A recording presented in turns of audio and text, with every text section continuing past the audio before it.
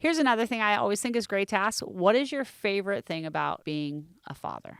I love embarrassing them. It's so fun. I learned this. It's a new thing. It's so fun. They started having sleepovers, and it's not just embarrassing them in general. It's embarrassing them in front of their friends. Oh, it's I so had no good. idea Okay, how much what have fun you it done? was. What's the best way to embarrass your Well, your I've started kids? to learn terms. Slayalicious. Oh, Are either yeah. of y'all familiar with that one? I am. There's a lot of slay queen, Yeah. yas. Yes. Those are good ones. You're the youngest person in here, and now I'm suddenly seeing you through like old, goofy, lame dad. Like just now when you did that, I was like, oh, I boy. appreciate that. You lost Yeah, all that's of good. your cool factor. Welcome to the Future of Education podcast, hosted by MacKenzie Price. MacKenzie is the founder of a revolutionary new school model that's disrupting education through AI. Join us as we discuss the latest in education innovation.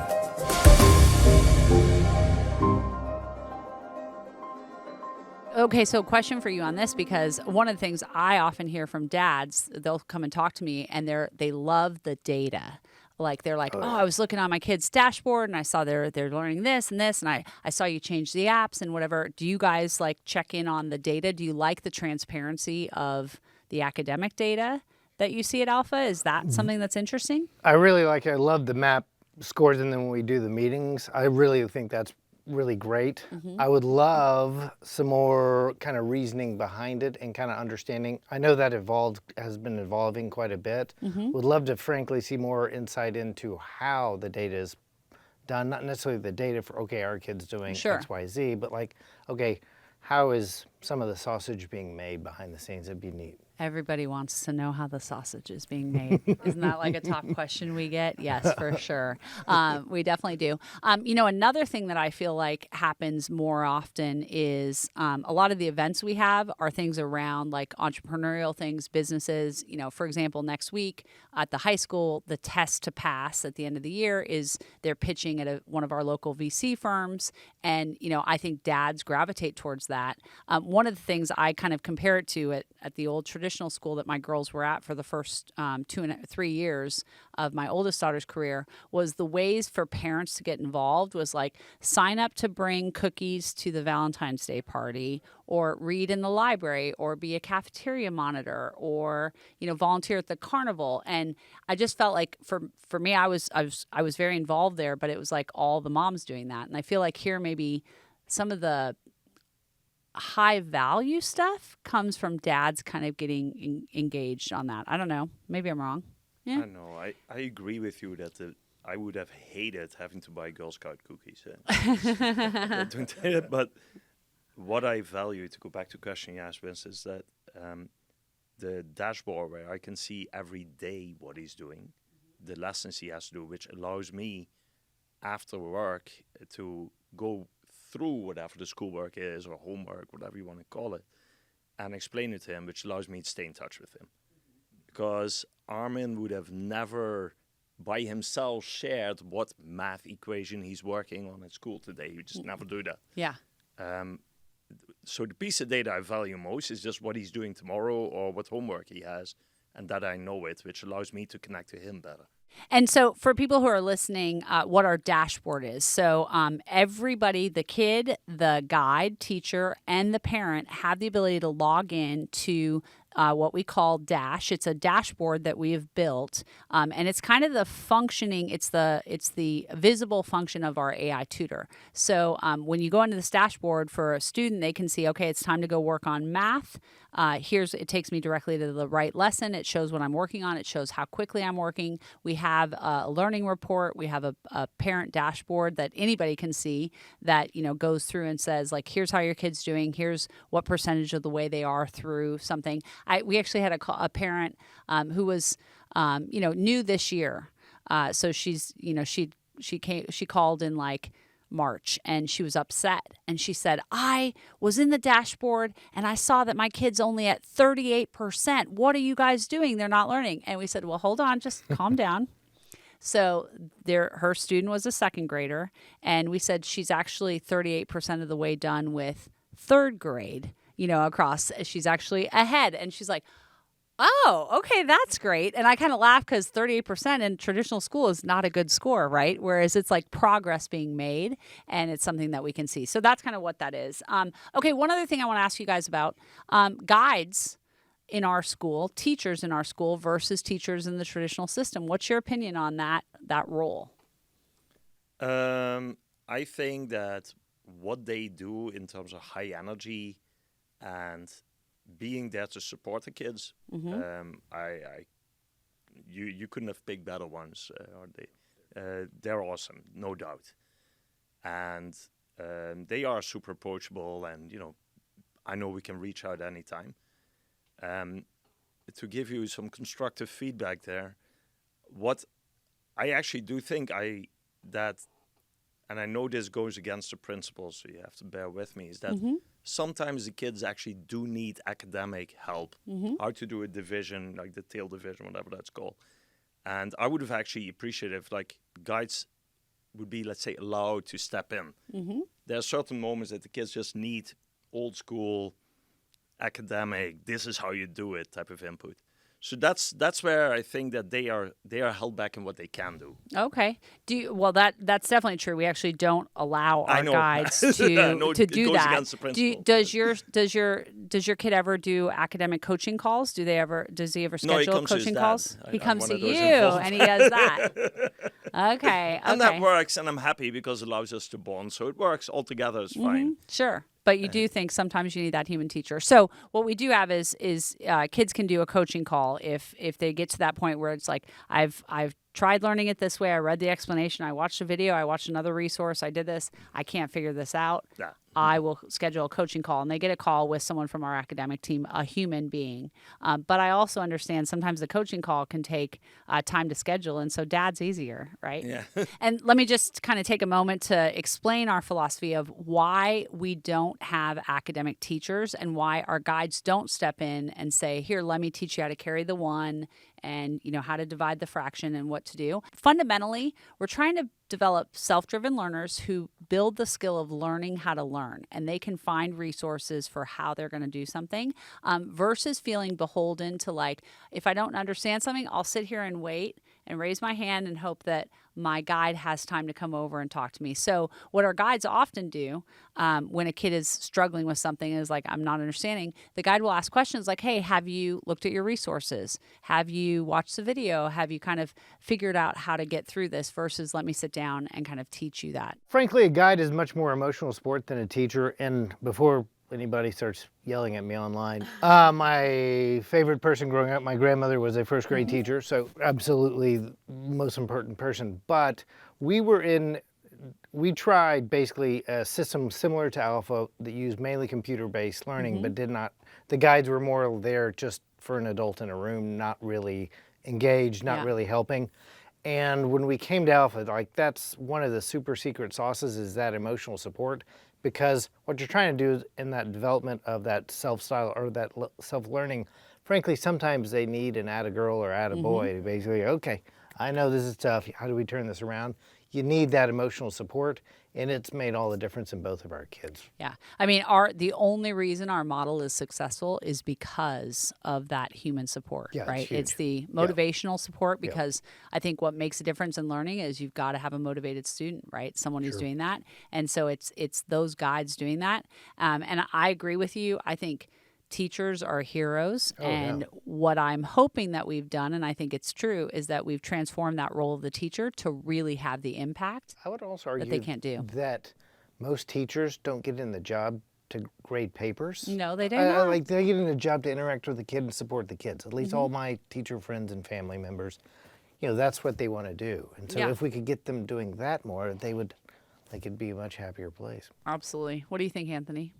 Yeah, in my experience, the teacher was, and I had some great teachers, but they kind of got to pick and choose who they invested into. And that, in some cases, allowed me to excel. I had some teachers that, and sure enough, those are some of my strongest aspects in my life today. But with the guides, they have a great kind of ratio to the kids, and they are personally invested in every single one of those kids. And although, there've certainly been ups and downs with our kids over the years, around, they're struggling with a certain, topic, and maybe they could have benefited from someone, digging into how to do, multiplication or whatever. um, they do create plans, and they give my kids the ability to believe that they can solve the problem without solving it for them. And I've actually found that for me personally, it's one of the hardest things at home when I'm playing teacher and helping my kid. It's like, I just want to tell you how to do it. Yeah. And I've even been busted by my own kids where they're like, no. I just want to understand how to do it. I don't want you to cheat. They call it cheating. Yeah. They think of it as cheating. Oh, yeah. They're like, no, don't tell me the answer, Dad. You just need help. That's awesome. But the guys do a great job of giving them the belief that they can work through this. Yeah. So I think that's kind of the big difference. Okay, since we've got a dad's thing going on here, now I'm going to ask you some other questions, okay? Biggest parenting fail that you have ever had? Yeah, come on, let's do parenting fail. So many.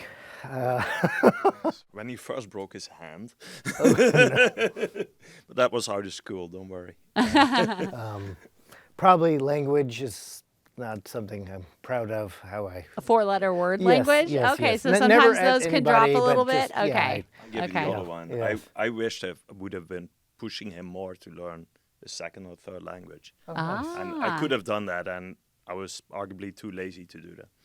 Yeah, mine's a doozy. So I actually, our youngest at a moment had a problem with biting. This was preschool age, and a friend told me, just when she bites, bite her right back. Oh no. So you did did it? this? So, oh no, it's so much better. She tried to bite my oldest, and I made my oldest bite her back. Oh, no, you didn't. Gets better. She didn't want to bite her because she's a good girl. She didn't want to bite her, so I bit her after about a 10-minute debacle. So yeah, I bit my kid to teach her a lesson to not bite people. Easily Did it one of work? the lowest moments. No, it didn't work at all. Don't recommend. But probably a low moment. That's a pretty good parenting fail over there. I love Yeah. that. That's very fun. I'll wear That's that very one fun. with a badge. Okay, how about this? As your dad, like, what is your best parenting advice? Like, here's something that and take ownership for this. Like, here's something I've driven that I did that I really am glad I've done as a parent. I think I continue to try to preach two things to them. One is I care more about their mid and long-term happiness than they do right now, at least until they're 30. Okay. So I'm always going to be like, view my advice in that.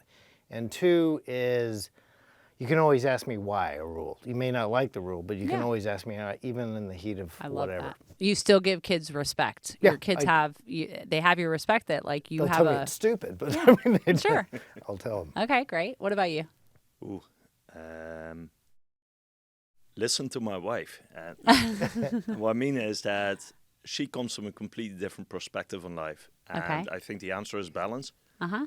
So just every now and again, just shutting up and listening what she has to say and taking it in and providing both of those inputs to the kid. Wonderful. I think That's great. So joint parenting kind of thing. Yeah. You know what's interesting about my husband and me?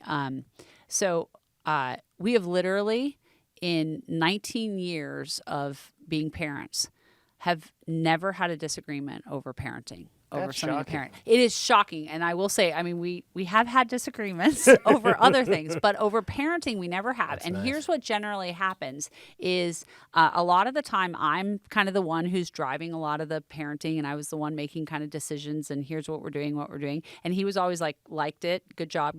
And then every once in a while I'd be like, ooh, this one's a tricky one. Like, I'm not sure what to do. And I would go to my husband like, I don't know what to do here. And he'd think about it and he'd put some, thought, and I'd be like, here's what we should do. I'm like, yes, that's exactly. And so it's been such a fun thing. And I think it's going to be one of the things that we'll look back over our life of raising a family. And we're very proud of that. Like, Sure. and I will say, I think parenting, I don't know if you guys ever have parenting disagreements, but I have friends who have parenting disagreements, and it's stressful. It's real hard when one parent wants to go this way and the other wants to go this way. Sure. That's challenging. So it's one of the blessings that I've been very happy about is that we have been able to do that, and my husband can go in. But I will tell you, I will confess, both my kids go to Alpha. One graduated from Alpha.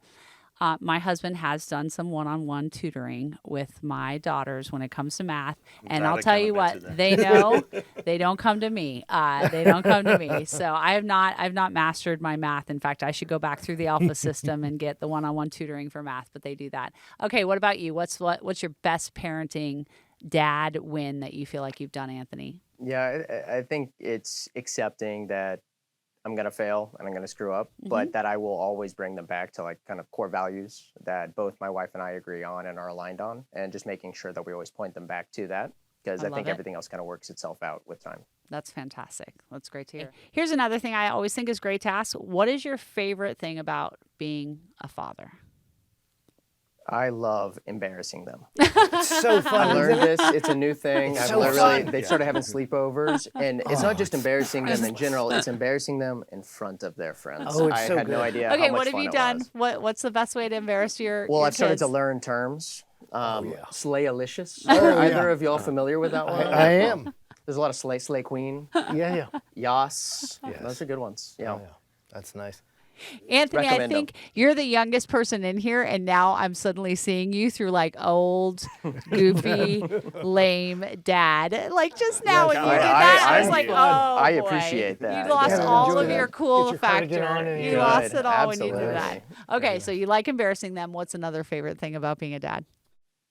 I like that I have two daughters. I'm sure you have similar dynamics with boys, but they look to me as a hero. And I like to be that for them. You know, right now, maybe that changes with time, but for now, I do love that. I like I like getting to be that hero. I love it. Well, I can tell you from the experience I've had, because you have two girls, I have two daughters. During the teenage years, mom value tends to go down a little bit, but dad stays high currency on that. Like Even they're at like daddy's 17 girls. or something peak. No, it teenage? seems like it really seems your like girls? dads sort of skate through relatively unscathed with their daughters. So yes, I hope that will be the case for you. But you know, For me, however. my husband has stayed on that, so we'll see how it goes. Okay, Winston, what's your favorite thing about being a father? I had no idea how fun it was going to be. Like enjoyable, like fun at every level. Like embarrassing the kids. Like I'm now in Shepard's friend group, I'm now known as the embarrassing dad, which like just makes me so happy. Oh, no. But then on a long term, Maybe I need to do a parenting workshop, because I feel like meeting your daughter's needs probably or need your it. kids' Oh, needs. that was the kind of answer you were looking for? oh dear, oh dear. No, it's like embarrassing them. This is great. No, it's great fun. Anyway, just the enjoyment of just frankly being there with him and doing stuff with him. Really just had no idea how enjoyable it would be. That's amazing. Wim, what's your favorite thing about being a dad? Oh, easy. True love. Like, he actually fully loves me. And we still, every night when I'm putting him to bed, we have what's called a boys talk. Okay, And boys that's talk.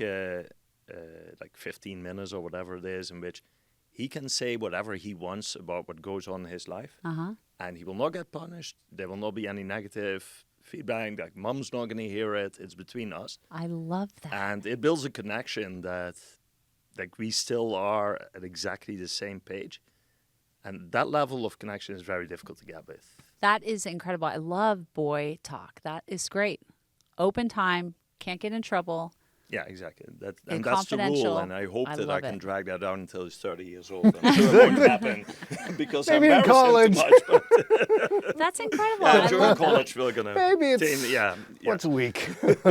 Yes. Well, guys, I just want to tell you, thank you. Thank you for being engaged parents. Thank you for trusting us with your children. Thanks for just being there. And, thanks for being willing to come and chat with me. And I love it. Maybe you should embarrass me somehow. What are we going to do? Yes. Need nicknames. That's where it comes down. Nicknames, Nicknames yes. are where it's at. That's something on there. Anyways, so thanks for everything. I love watching your kids grow up in this model and see the things they're going to do. And I can tell you, with my kids are a few years down the road, it only gets better. Thanks for listening to MacKenzie Price and the Future of Education podcast. If you haven't hit that subscribe button, now is the time to do it so you can stay up to date on all our episodes. You can connect with MacKenzie on social media and be part of our daily conversation over on Instagram at futureof_education. For more info about the show and our guests, you can always visit futureofeducationpod.com. Lastly, if you're loving what you're learning, please leave a review wherever you listen to podcasts. We'll be back in your feed soon, but until then, remember, kids are limitless, and it's our job to unlock their potential.